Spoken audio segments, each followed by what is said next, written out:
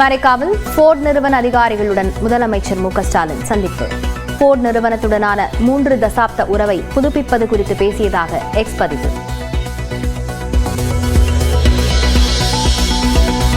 தேசிய கல்விக் கொள்கையின் பல்வேறு அம்சங்களை ஏற்கனவே செயல்படுத்தியுள்ளதாக மத்திய அமைச்சர் தர்மேந்திர பிரதானுக்கு அமைச்சர் அன்பில் மகேஷ் பதில். மும்மொழி கொள்கை, பாடத்திட்டம் போன்றவற்றை ஏற்க முடியாது என திட்டவட்டம். ஆயுள் தண்டனை கைதிகளை முன்கூட்டியே விடுவிக்க முதல்வர் ஒப்புதல் அளித்தும் காரணமில்லாமல் நிராகரிப்பதா? ஆளுநர் ஆர் என் ரவியின் செயல்பாடுகளுக்கு சென்னை உயர்நீதிமன்றம் அதிருப்தி.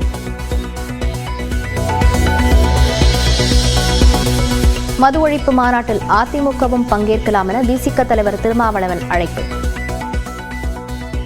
அதிமுகவும் சொல்றாங்க, ஆனா நடைமுறைப்படுத்தல. இப்ப வேணா அவங்க எங்களோட சேரட்டும், இந்த மாநாட்டுக்கு வரணும்னு விரும்புறவங்களாம் வரட்டும். அதிமுக கூட வந்து பங்கேற்கலாம், அதிமுக கூட வரலாம், எந்த கட்சியும் வரலாம், எல்லா கட்சியும் வரலாம். பங்கேற்பது குறித்து கட்சி தலைமை முடிவு செய்யும் என முன்னாள் அமைச்சர் ஜெயக்குமார் பதில். எங்களுடைய கட்சி அதற்கு அழைப்பு விடுத்தது என்பது அதை பொறுத்தவரை நாங்கள் வரவேற்கிறோம். ஆனால் 2வது விஷயத்தை பொறுத்தவரை அந்த மாநாட்டில் கலந்து கொள்வது குறித்து கட்சி தான் முடிவு செய்யும். கட்சியுடைய தலைமையும் கட்சி தான் முடிவு செய்யும்.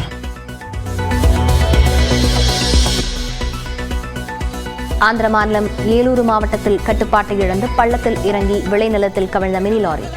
7 பேர் உயிரிழந்த நிலையில் ஒருவர் படுகாயம், ஓட்டுநர் தப்பியோட்டம்.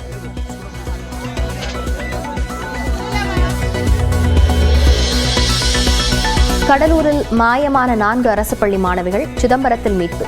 தினமும் படிக்குமாறு பெற்றோர் திட்டியதால் வீட்டை விட்டு வெளியேறியதாக வாக்குமூலம்.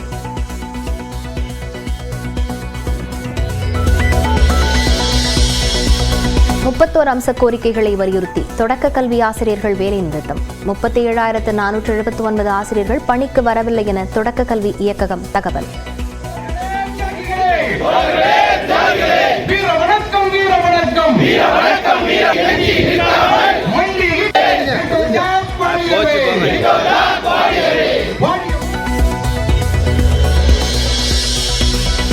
சிறை கைதியை வீட்டு வேலைக்கு பயன்படுத்திய புகாரில் டிஐஜி உள்ளிட்ட 14 பேர் மீது வழக்கு பதிவு.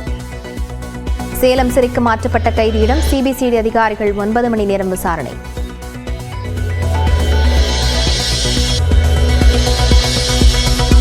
தேசிய கல்விக் கொள்கையின் பல்வேறு அம்சங்களை ஏற்கனவே செயல்படுத்தியுள்ளதாக மத்திய அமைச்சர் தர்மேந்திர பிரதானுக்கு அமைச்சர் அன்பில் மகேஷ் பதில். மும்மொழி கொள்கை, பாடத்திட்டம் போன்றவற்றை ஏற்க முடியாது என திட்டவட்டம்.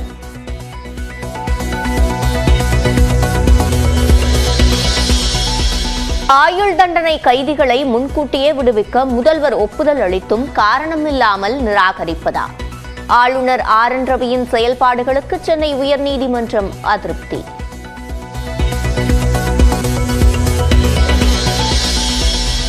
மது ஒழிப்பு மாநாட்டில் அதிமுகவும் பங்கேற்கலாம் என விசிக தலைவர் திருமாவளவன் அழைப்பு. அதிமுகவும் சொல்றாங்க, ஆனா நடைமுறைப்படுத்தல. இப்ப வேணா அவங்க எங்களோட சேரட்டும், இந்த மாநாட்டுக்கு வரணும்னு விரும்புறவங்களாம் வரட்டும். அதிமுக கூட வந்து பங்கேற்கலாம், அதிமுக கூட வரலாம், எந்த கட்சியும் வரலாம், எல்லா கட்சியும் வரலாம். பங்கேற்பது குறித்து கட்சி தலைமை முடிவு செய்யும் என முன்னாள் அமைச்சர் ஜெயக்குமார் பதில். எங்களுடைய கட்சி அதற்கு அழைப்பு விடுத்தது என்பது அதை பொறுத்தவரை நாங்கள் வரவேற்கிறோம்.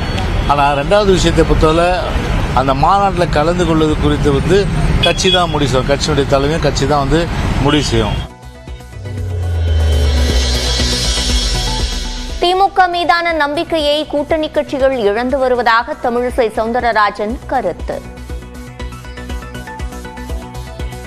திராவிட முன்னேற்ற கழக கூட்டணியில் இருந்தால் 2026ல வெற்றி கிடைக்காது என்பதை அவர்கள் புரிந்து கொண்டார்கள். ஆக இது மதுவுக்கு எதிரான மாநாடா இல்லைன்னா கூட்டணிக்கு எதிரான மாநாடா என்பதுதான் நமக்கு சந்தேகமாக இருக்கு. திமுகவை எதிர்த்து மாநாடு நடத்தப்படவில்லை என அமைச்சர் முத்துசாமி விளக்கம். ஒரு கோரிக்கையை வைப்பதற்காக எந்த கட்சி வேண்டுமானாலும் அது மாதிரி ஒரு மாநாட்டை நடத்தலாம். அது திமுகவை எதிர்த்து அல்ல. திருச்சியில் 2000 கோடி ரூபாய் மதிப்பீட்டில் தொழிற்சாலை அமைக்கும் ஜேபிள் நிறுவனம். அமெரிக்காவில் முதலமைச்சர் ஸ்டாலின் முன்னிலையில் ஒப்பந்தம் கையெழுத்து.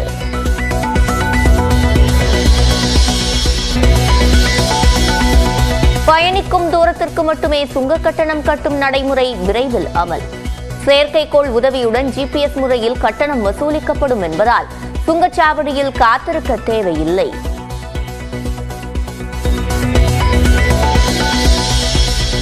அமைச்சர் உதயநிதி ஆய்வு நடத்திய நிலையில் மதுரையில் 5 அதிகாரிகள் பணியிட மாற்றம். பணிகளில் தொய்வாக இருப்பதாக எழுந்த குற்றச்சாட்டால் அதிரடி நடவடிக்கை. மறைந்த வணிகர் சங்க பேரவைத் தலைவர் வெள்ளையனின் உடல் இன்று சொந்த ஊரில் அடக்கம். முதலமைச்சர் மு க ஸ்டாலின், எடப்பாடி பழனிசாமி உள்ளிட்ட தலைவர்கள் இரங்கல்.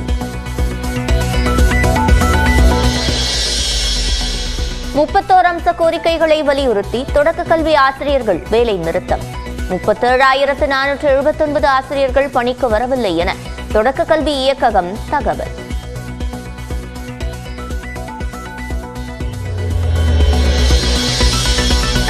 திருப்பூரில் விநாயகர் சிலை ஊர்வலத்தின் போது இரு தரப்பினர் மோதல்.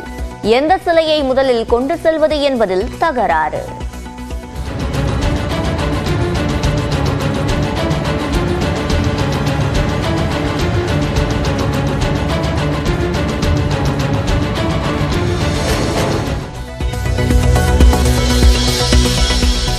சிறை கைதியை வீட்டு வேலைக்கு பயன்படுத்திய புகாரில் டிஐஜி உள்ளிட்ட 14 பேர் மீது வழக்கு பதிவு.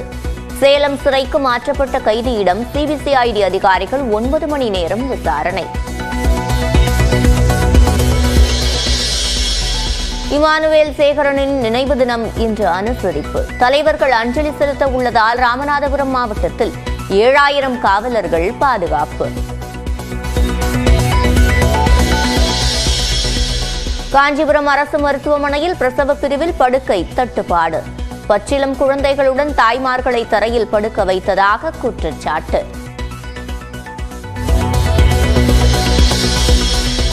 ஈரோடு மாவட்டம் சென்னிமலை அருகே முகமூடி கொள்ளையர்கள் 3 லட்சம் ரூபாயை கொள்ளையடித்ததாக புகார். கடனுக்காக சொந்த வீட்டிலேயே பணத்தை திருடிவிட்டு நாடகமாடிய பெண் கைது. மணிப்பூர் மாநிலத்தில் மீண்டும் ஏற்பட்டுள்ள வன்முறையால் இணைய சேவைகள் துண்டிப்பு. 2 நாட்களுக்கு மாநிலம் முழுவதும் கல்வி நிறுவனங்களுக்கு விடுமுறை.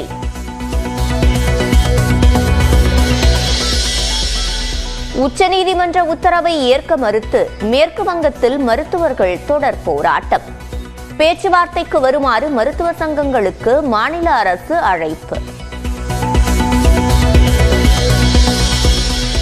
சென்னையில் 29 ஆண்டுகளுக்கு பிறகு தெற்காசிய ஜூனியர் தடகள சாம்பியன்ஷிப் தொடர் இன்று மாலை தொடங்கி வைக்கிறார் அமைச்சர் உதயநிதி ஸ்டாலின்.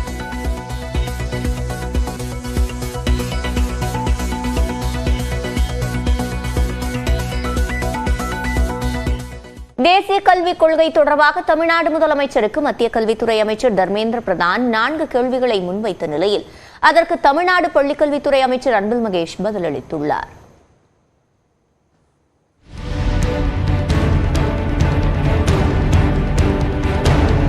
தேசிய கல்விக் கொள்கை தொடர்பாக மத்திய அரசு மற்றும் தமிழ்நாடு அரசு இடையிலான வாதம் நாளுக்கு நாள் தொடர்ந்து வருகிறது. தேசிய கல்விக் கொள்கையை ஏற்க மறுத்ததற்காக சிறப்பாக செயல்படும் மாநிலங்களுக்கு ஒருங்கிணைந்த பள்ளி கல்வி திட்டத்திற்கான நிதி மறுக்கப்படுவதாக முதலமைச்சர் மு க ஸ்டாலின் குற்றம் சாட்டியிருந்தார். தமிழ்நாடு முதலமைச்சருக்கு பதிலளிக்கும் வகையில் எக்ஸ் தளத்தில் பதிவிட்ட மத்திய கல்வித்துறை அமைச்சர் தர்மேந்திர பிரதான் பல்வேறு கட்ட ஆலோசனைகளுக்கு பின்னரே தேசிய கல்விக் கொள்கை உருவாக்கப்பட்டதாக கூறியிருந்தார். மேலும் 4 கேள்விகளை தர்மேந்திர பிரதான் எழுப்பியிருந்த நிலையில் அதற்கு தமிழ்நாடு பள்ளி கல்வித்துறை அமைச்சர் அன்பில் மகேஷ் பதிலளித்துள்ளார். இதன்படி தமிழ் உள்ளிட்ட தாய்மொழியில் கல்வி பயிற்றுவிப்பதை நீங்கள் எதிர்க்கிறீர்களா என்று மத்திய அமைச்சர் வினவியிருந்தார்.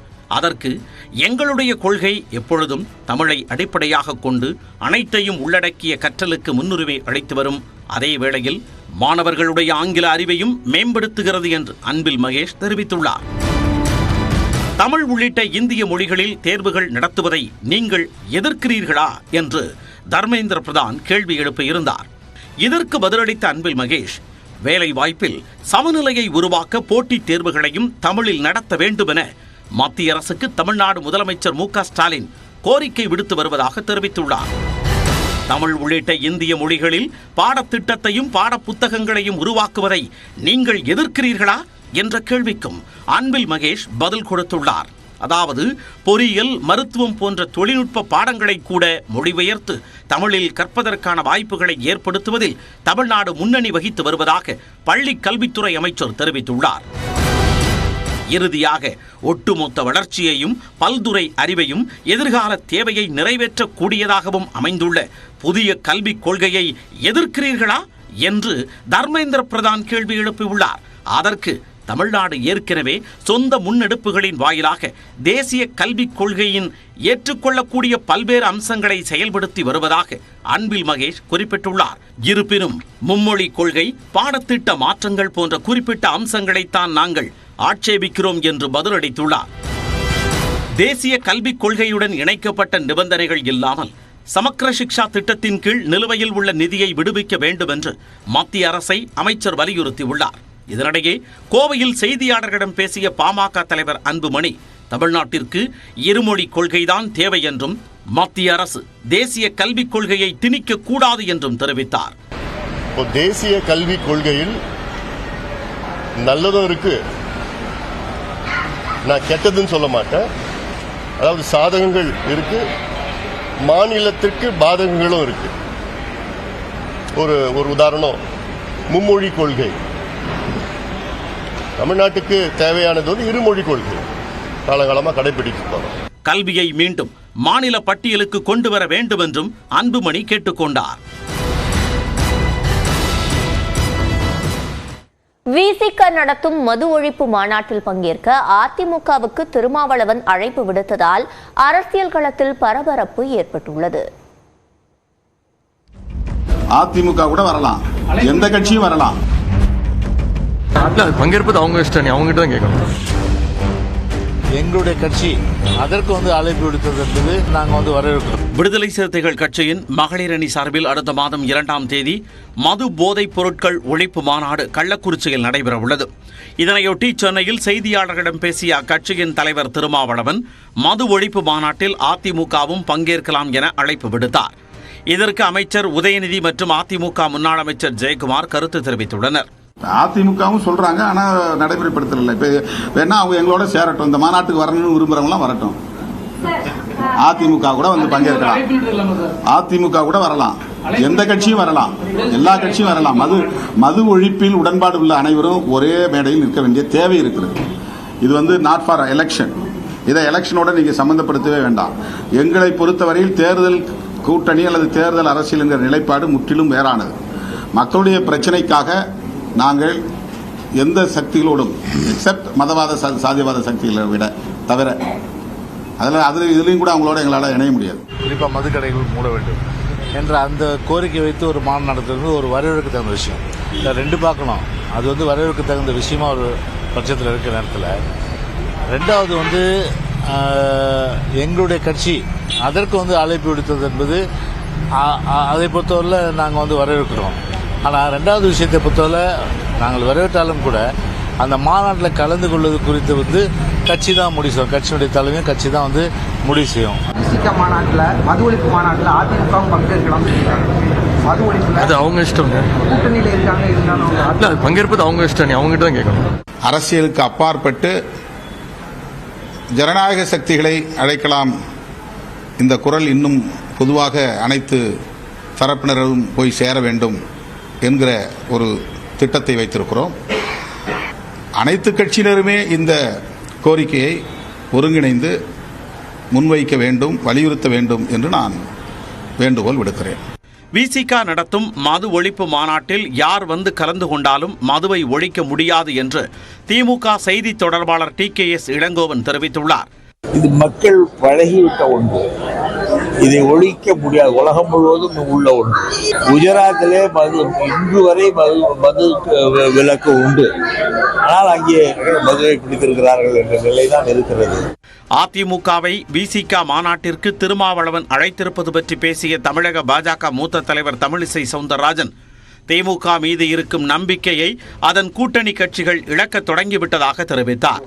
திராவிட முன்னேற்ற கழக கூட்டணியில் இருந்தால் 2026ல வெற்றி கிடைக்காது என்பதை அவர்கள் புரிந்து கொண்டார்கள்.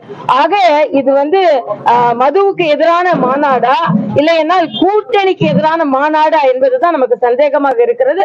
அதே நேரம் மாநாட்டிற்கான அழைப்பு அதிமுக விசிக இடையிலான கூட்டணிக்கான அச்சாரமா என்ற கேள்விக்கு அதிமுக முன்னாள் அமைச்சர் ஜெயக்குமார் பதிலளித்துள்ளார்.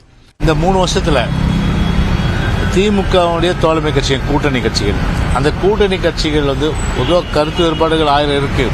ஆனால் அது வந்து ஒரு நெல்லிக்காய் மூட்டை போல, அதே போன்று நீர் பூத்த நெருப்பு போல தான் இருக்கு. கூட்டணி பொறுத்தவரை முடிவு செய்ய வேண்டியது எங்கள் தலைமையிலான கூட்டணியில் வந்து எந்தெந்த கட்சி வராங்க, யாரெல்லாம் சேர்த்துக்கிறதுன்றதெல்லாம் முடிவு செய்ததெல்லாம் வந்து கட்சியினுடைய தலைமை முடிவு செய்யப்படுற. விசிகாவின் மது ஒழிப்பு மாநாடு திமுகவை எதிர்த்து அல்ல என தெரிவித்த மதுவிலக்குத்துறை அமைச்சர் முத்துசாமி, மாநாட்டால் திமுக அரசுக்கு பின்னடைவு ஏற்படாது என்றும் விளக்கம் அளித்தார். ஒரு கோரிக்கையை வைப்பதற்காக எந்த கட்சி வேண்டுமானாலும் அது மாதிரி ஒரு மாநாட்டு நடத்தலாம். அது வந்து திமுகவை எதிர்த்து அல்ல, அரசுக்கு பின்னடைவெல்லாம் கிடையாது. இது வந்து எந்த காலத்திலிருந்து இருக்கு. திமுக கூட்டணியில் விசிக அங்கம் வகித்து வரும் நிலையில் அக்கட்சியின் தலைவர் திருமாவளவன் திடீரென அதிமுகவை மாநாட்டிற்கு அழைத்திருப்பது அரசியல் வட்டாரத்தில் முக்கியத்துவம் பெற்றுள்ளது. மது குடித்து இறந்து போனவர்களுக்கு அரசு இழப்பீடு கொடுப்பது ஏற்புடையதல்ல என்று விசிக தலைவர் திருமாவளவன் தெரிவித்துள்ளார். விழுப்புரம் மாவட்டம் மரக்காணத்தில் நடைபெற்ற கூட்டத்தில் பேசிய அவர் இவ்வாறு கூறினார். கள்ளக்குறிச்சியில் பாதிக்கப்பட்டவங்களுக்கெல்லாம் கட்சி சார்பில் கொஞ்சம் இழப்பீடு கொடுத்தோம். சின்ன கட்சி, எங்களால் முடிஞ்சது கொஞ்சம் இழப்பீடு கொடுத்தோம். அரசாங்கம் இழப்பீடு கொடுப்பது ஏற்புடையதல்ல. கடையை திறந்து வச்சுட்டு சாராயம் குடிச்சிட்டு இறந்து போனவங்களுக்கு ஒரு இழப்பீட்டை தருகிறோம் அப்படின்னு அவங்க ஆறுதலுக்காக தந்தாலும் கூட அதை நாம் நியாயப்படுத்த முடியாது. நாம் அந்த மாதிரி வரல. பாதிக்கப்பட்டவங்களை வெறுங்கையா போய் பார்க்கக்கூடாது.